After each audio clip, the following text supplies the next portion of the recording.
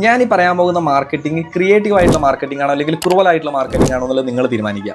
നിങ്ങൾ ലൈവ് മാനിക്യൂൻസ് കേട്ടിട്ടുണ്ടോ? അതായത് മാനിക്യൂൻസ് എന്ന് പറഞ്ഞു കഴിഞ്ഞാൽ ചിലപ്പോൾ നിങ്ങൾക്ക് അറിയായിരിക്കും, ഡ്രസ് ഷോപ്പിൻ്റെ ഒക്കെ പുറത്ത് ചില ഡമ്മികൾ ഇങ്ങനെ മോഡൽസ് ആയിട്ട് വെച്ചിട്ടുണ്ടാകും. ഇതാണ് മാനിക്യൂൻസ് എന്ന് പറയാം. അതിനെ റീപ്ലേസ് ചെയ്തുകൊണ്ട് റിയൽ ഹ്യൂമൻസിനെ അവിടെ വെക്കുന്നതാണ് ലൈവ് മാനിക്യൂൻസ് എന്ന് പറയുന്നത്. അതായത് റിയൽ ആയിട്ടുള്ള മോഡൽസിനെ അവിടെ റീപ്ലേസ് ചെയ്ത് വെക്കും. ഇത് പോപ്പുലർ ആയത് ദുബായിലെ മാൻഡോ ബ്രൈഡ് എന്ന് പറയുന്ന ഒരു സ്ഥാപനം വെച്ചതിന് ശേഷമാണ് ഇത് പോപ്പുലറൈസ് ആയത്. അതായത് മോഡൽസ് കൃത്യമായിട്ടുള്ള സമയത്ത് അവരുടെ പൊസിഷൻസ് ഒക്കെ ചേഞ്ച് ചെയ്തിട്ട് ഡിഫറൻറ്റ് ആയിട്ടുള്ള പൊസിഷനിൽ ഇങ്ങനെ മാറി മാറി നിൽക്കും. അപ്പോൾ അതിൽ പാസ് ചെയ്യുന്ന ആൾക്കാർ അറ്റൻഷൻ പെട്ടെന്ന് ഗെയിൻ ചെയ്യാൻ പറ്റും. ഇതിന് വേണ്ടിയിട്ടാണ് ലൈവ് മാനിക്യൂൻസ് ഉപയോഗിക്കുന്നത്.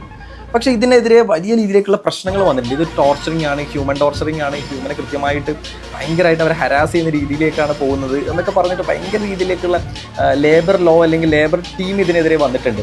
പക്ഷേ ഇത് ഭയങ്കരമായിട്ട് പോപ്പുലർ ആയിക്കൊണ്ടിരിക്കുകയാണ്. സ്റ്റഡി റിപ്പോർട്ട് പറയുന്നത് 2025 ആകുമ്പോഴേക്കും $1.3 ബില്യൺ ഇൻഡസ്ട്രി ആയിട്ട് ലൈവ് മാനിക്യൂൻ മാറും എന്നുള്ളതാണ് സ്റ്റഡി റിപ്പോർട്ട് പറയുന്നത്.